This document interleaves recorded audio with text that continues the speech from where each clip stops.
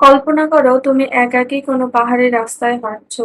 তোমার মন ভীষণ খারাপ, কোনো কিছুই ভালো লাগছে না।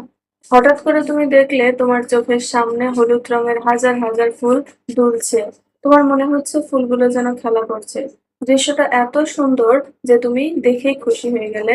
এবং অনেক বছর পরে যখন তুমি একা থাকো, তোমার মন বিষণ্ণ থাকে, সেই দৃশ্য তুমি আবার কল্পনা করো এবং সেই দৃশ্যটা মনে হয় তুমি আবার খুশি হয়ে যাও। তো এরকমই একটা কবিতা সম্পর্কে আজকে আমরা জানবো।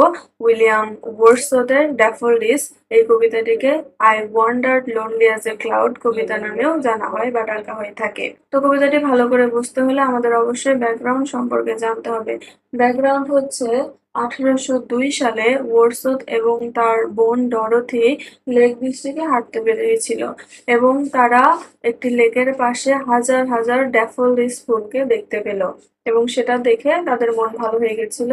তো স্মৃতি হিসেবে ডরোথি সেটা তার একটা ডায়েরিতে লিখে রাখে যে একটা সময় আমরা দুই ভাই বোন হচ্ছে লেকের পাড়ে ঘুরতে গিয়েছিলাম এবং সেখানে আমরা হাজার হাজার ড্যাফোডিলস দেখেছিলাম। তো এর ঠিক 2 বছর পরে অর্থাৎ 1804 সালে উইলিয়াম ওয়ার্ডসওয়ার্থ সেটা দেখে এবং মেমোরি থেকে সেই কবিতাটি লিখে ফেলে। এখানে আমরা ওয়ার্ডসওয়ার্থের ফেমাস আইডিয়াটা পাই যে ইমোশন রিকালেক্টেড ইন ট্র্যাঙ্কুইলিটি, অর্থাৎ তিনি তার বিখ্যাত সেই ধারণাটা দেন। তিনি বলতে চেয়েছেন যে কোনো কিছু দেখা শোনা বা অনুভব করার পরে সেটা সাথে সাথে না লিখে শান্তভাবে বসে কখনো লিখলে সেই লেখাটার থেকে আমরা সুন্দর কবিতা পেয়ে থাকি বা সেখানেই যে ইমোশন গুলো আছে সেগুলো ফুটে ওঠে বা সুন্দরভাবে বের করে আনতে পারি। তো এই কবিতাটিতে মোট 4টি স্ট্যাঞ্জা রয়েছে এবং আমরা প্রত্যেকটা স্ট্যাঞ্জার মেইন জিনিসগুলো জানবো যেটা আমাদের পরীক্ষার জন্য কাজে লাগবে।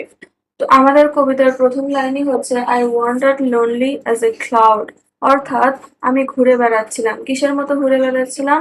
মেঘের মতো একাকী ঘুরে বেড়াচ্ছিলাম। আচ্ছা বলো তো এটা কোন ফিগার অফ স্পিচ হবে?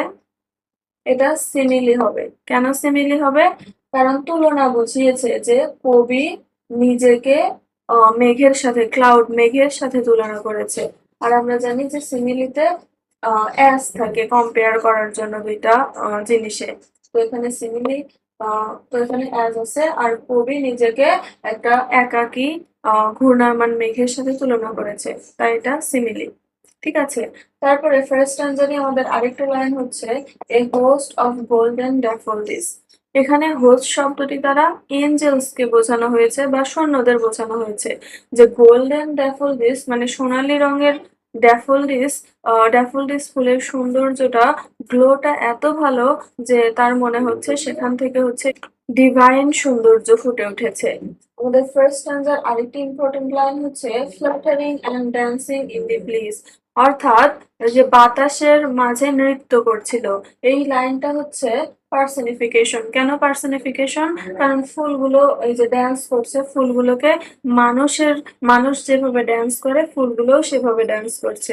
এখানে ফুলগুলোকে মানুষের সাথে তুলনা করা হয়েছে, এই জন্য এটা পার্সনিফিকেশন। আচ্ছা, পার্সনিফিকেশন সংজ্ঞা যেন কি? কোনো কিছুকে মানুষের বৈশিষ্ট্য দেয়াকে, কোনো অ্যাবস্ট্রাক্ট থিংকে মানুষের বৈশিষ্ট্য দেয়াকে সেটা পার্সনিফিকেশন বলে। ঠিক আছে। এবার আমরা সেকেন্ড স্ট্যান্ডার কিছু ইম্পর্টেন্ট লাইন সম্পর্কে জানবো যেগুলো জানা পরীক্ষার জন্য খুবই জরুরি।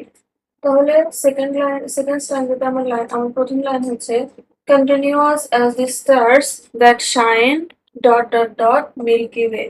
এখানে ফুলগুলোকে আকাশের অসংখ্য অগণিত তারার সাথে তুলনা করেছে। মিল্কি ওয়েতে যেমন হাজার হাজার স্টার থাকে, তারা থাকে, সেই ফুলের সংখ্যা বোঝানোর জন্য এখানে কবি আমাদের সিমিলি ব্যবহার করেছে। এখন তোমাদের কাছে প্রশ্ন, এটা এই লাইনটা কেন সিমিলি হলো? কারণ এখানে ফুলের তুলনা করেছে মিল্কি ওয়ে স্টারের সাথে আর অ্যাজ ব্যবহার করে কম্পারিজনটা করা হয়েছে, সেজন্য এটা একটা সিমিলি। এর পরের ইম্পর্টেন্ট লাইন হচ্ছে 10,000 saw I at a glance, অর্থাৎ at a glance বলতে আমরা বুঝি এই যে চোখের পলক ফেলা, এরকম এরকম। তাহলে চোখের পলক মানে এক পলকেই আমি হচ্ছে 10,000 দেখে ফেললাম, 10,000 ফুল দেখে ফেলেছি। এটা কি কখনো সম্ভব? না, এটা বাড়িয়ে বলা মানে কবির আবেগকে বাড়িয়ে বলা যে এক পলকে আমি 10,000 ফ্লাওয়ার্স দেখেছি। তো এই যেহেতু বাড়িয়ে বলা সেই জন্য একে বলে হাইপার বলে না আমরা যে হাইপ করছে ও মানে বেশি বেশি বাড়াবাড়ি করছে ওরকম আবেগ প্রকাশের জন্য। তো এই লাইনটা হচ্ছে হাইপারবোল, এটা খুবই গুরুত্বপূর্ণ একটা line. 10,000 I saw I at a glance. আচ্ছা, আমাদের সেকেন্ড স্ট্যান্ডার্ড আরো একটি গুরুত্বপূর্ণ লাইন হচ্ছে posing their hairs in sprightling dance, অর্থাৎ তারা এনার্জেটিক ভাবে ফুলগুলো এনার্জেটিক ভাবে ড্যান্স করছিল। এখানে এই লাইনটি হচ্ছে পার্সনিফিকেশন। কেন পার্সনিফিকেশন? কারণ ড্যান্স করছে, মানুষরা ড্যান্স করে, ফুলগুলো তো ড্যান্স করতে পারে না। তাহলে মানুষের ফুলগুলোকে মানুষের বৈশিষ্ট্য দেওয়ার চেষ্টা করা হয়েছে, সেজন্য এটি পার্সনিফিকেশন। এবার আমরা থার্ড স্ট্যান্জার কিছু গুরুত্বপূর্ণ লাইন সম্পর্কে জানবো।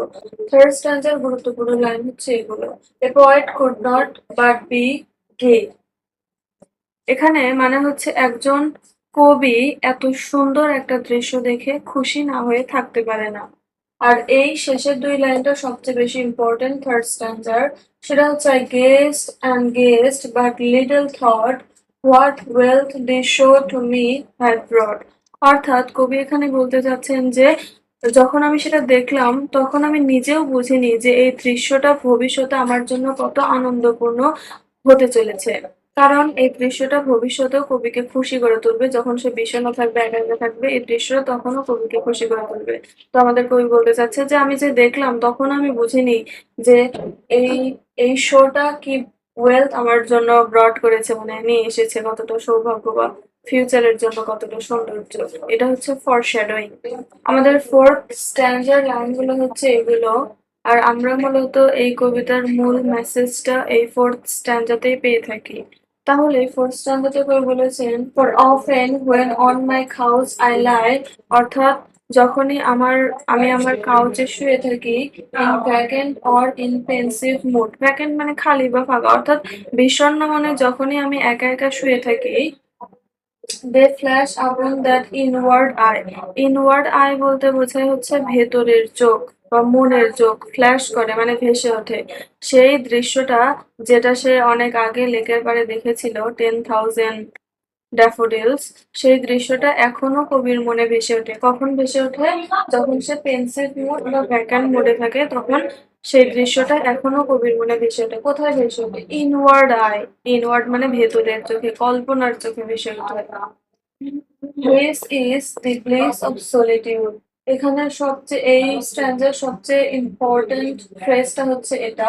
এটা ওয়ার্ডস থেকে সবচেয়ে ইম্পর্টেন্ট ফ্রেজ বলা হয়ে থাকে, প্লেস অফ সলিটিউড। সলিটিউড মানে কি? একাকিত্ব।